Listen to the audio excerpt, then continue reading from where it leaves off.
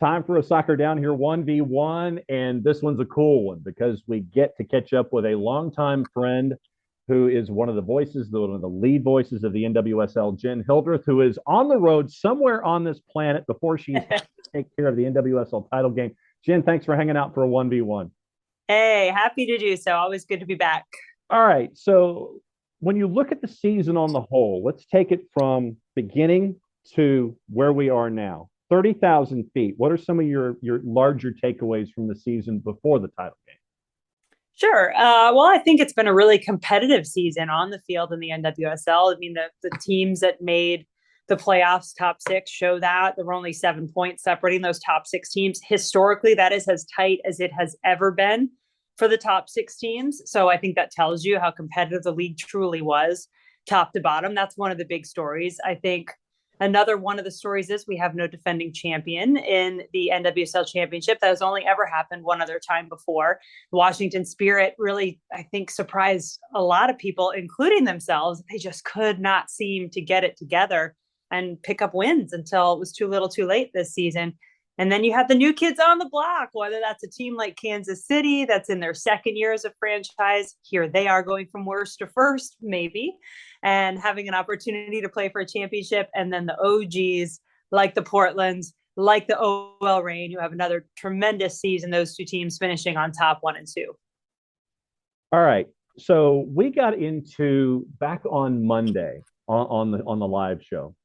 We got into a large discussion about play-by-play calls. And you noticed on social media what I specifically said about it. I said it was the call of the weekend because of the moment, because how you and Allie Wagner handled it.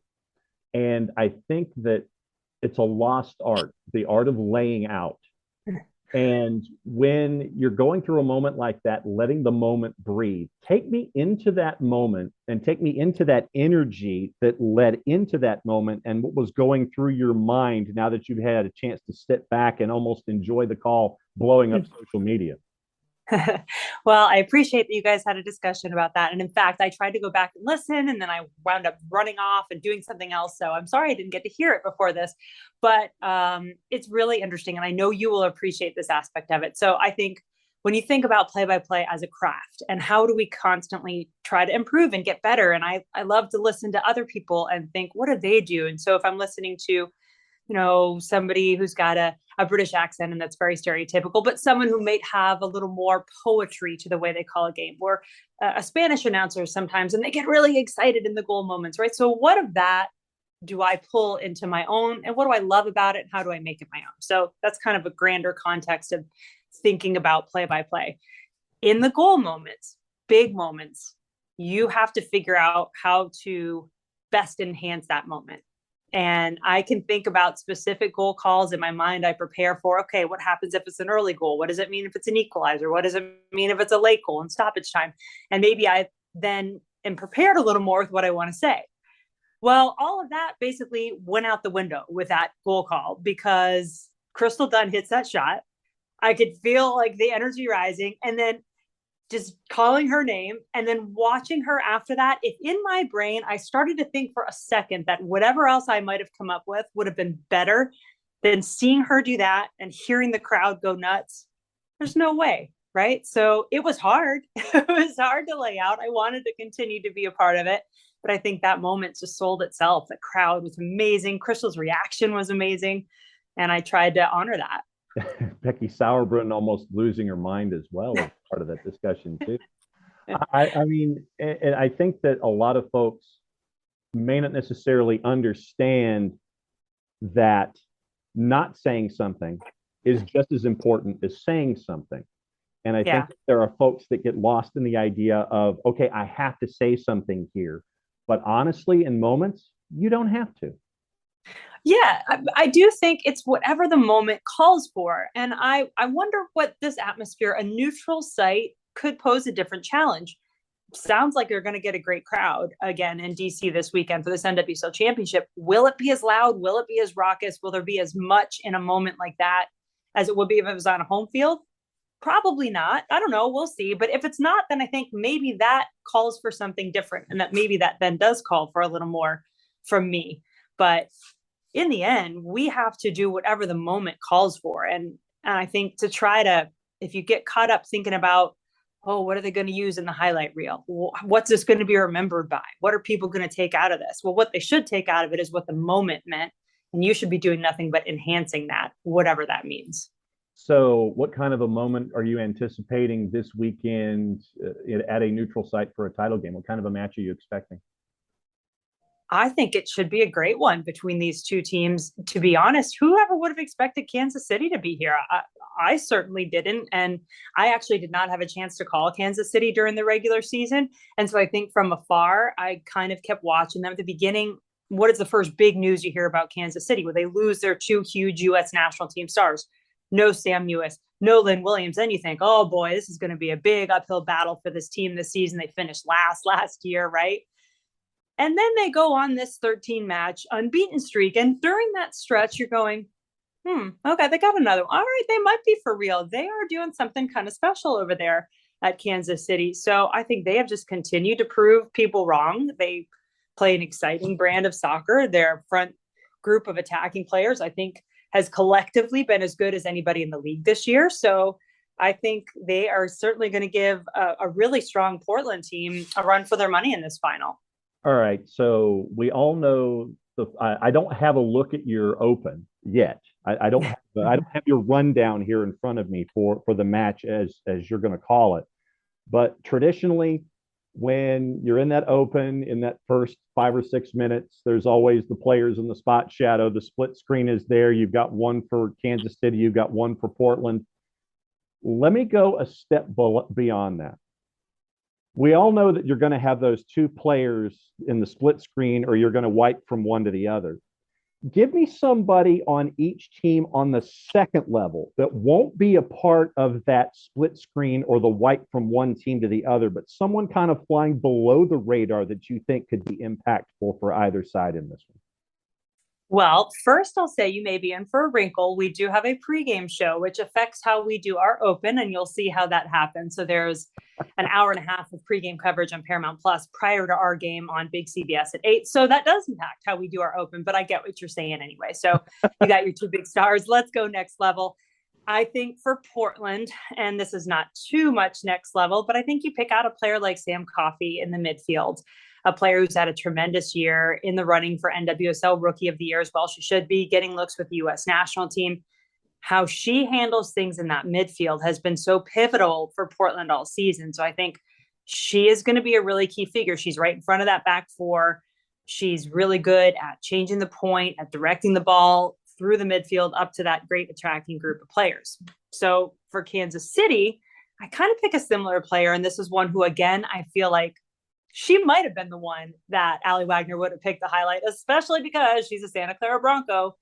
And it's another rookie, Alex Loera, who's gotten a lot of pub in the postseason as well. She should scored a goal in the last game, was huge in setting up the game-winning goal in their quarterfinal match at Houston.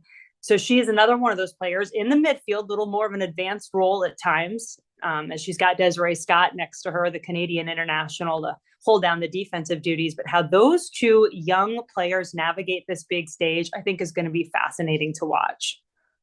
You mentioned the super mega hyper extravaganza pregame show and a special title.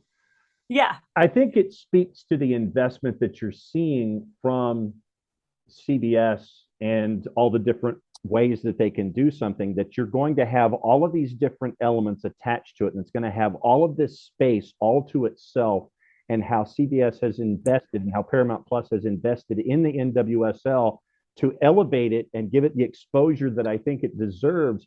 From your perspective, what's it like to see all of these different tentacles attached to a championship game, as it should be? I was just about to say, it's about time. Should be. It's a championship, and people need to feel that it's a championship. And everything that you just mentioned makes it feel bigger to the viewer. And that perception is really important, because the more people you draw in, look, the hardcore soccer fans are going to be watching anyway. But the more people you can pull in, because you want to create that. I just read an article that talks about creating that FOMO for people, that it's not just here, we're investing, yay, we're going to support women. No, no, no. This is an event you want to be a part of. You don't want to miss what's about to happen. So this helps to create that. That helps grow your fan base. That helps support the league in every way. And I definitely think you get that. And it is going to be a big super extravaganza, as it gives them an opportunity to dig in and talk about stuff that we just can't do in a 2-minute open or a minute 30 open or whatever we're given. It really allows some full deep dives into everything. And they're going to have behind the scenes, all access content from a show that's going to run earlier in the day on Saturday on CBS. So there's so much to pull from. And I think you're going to get an opportunity finally to see that. What's it been like to hang on to this comet the way that you have been, to see the NWSL from its early stages now to where what we're seeing from a Paramount Plus perspective and a CBS perspective, where it's on big CBS and you're getting matches there as well? What's it been like to hang on to this comet to see all this stuff happen? It feels incredibly rewarding, and on the one hand, but it also feels like it's something I wish could have and would have happened sooner. I think back to even the Lifetime deal, where there were so many high hopes for what that could be, but there were some things about it. And the productions, I feel like, were top-notch, high-quality productions for those years that it was on Lifetime, but it was kind of a strange home to put sports games, right? And I think it struggled in that sense. Timing wasn't great. Afternoon games on Saturdays were tough. But I think CBS primetime, it's the first time that the NWSL has ever had a championship game on network television, broadcast network television in primetime. That's huge.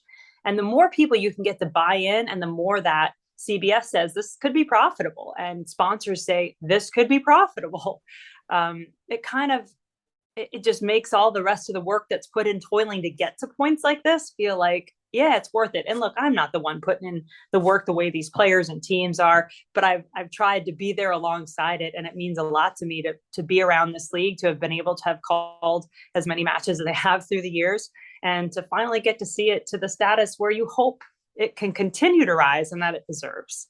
All right, cut the promo for me. All the different tentacles that are attached to the NWSL championship game, lay it all out for everybody. So there is no FOMO when it comes to the last game of the year. Well, can Kansas City do it? Worst to first. They finished last year. Can they continue to win on the road and find a win in this championship against the powerhouse Portland Thorns, who have been to more NWSL finals? This is their fourth, played in more NWSL playoff games, and have won as many NWSL championships, two previously, as any other team in league history. There has been no more successful team in the postseason than Portland.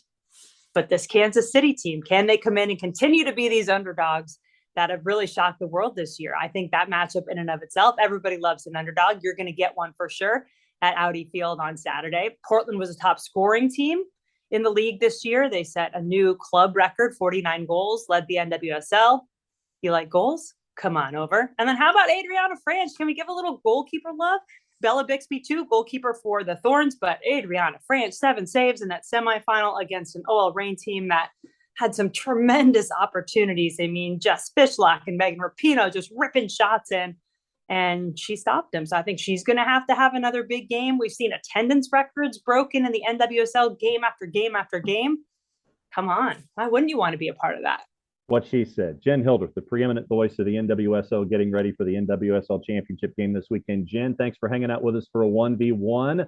May all of your travel plans be the way that they're supposed to be. No holdups, no errors. Getting to Audi Field, let that happen. May the transmission be clean. May all the graphics be correctly spelled and everything work out. I know that the crew, literally, it's like what I tell folks when it comes to a production, it's like watching a dog chase after a stick in a pond. Dog goes gets the stick. What we all see is the dog with the stick in its mouth, swimming back to shore. But the dog below the water line, paddling like crazy. That's what a lot of folks don't get to see. A lot of moving parts to make sure that something like this goes off as well as it does. Looking forward to it this weekend, Jenn. Thanks for hanging out. Yeah, you bet. Thank you so much for letting me come on and talk about it.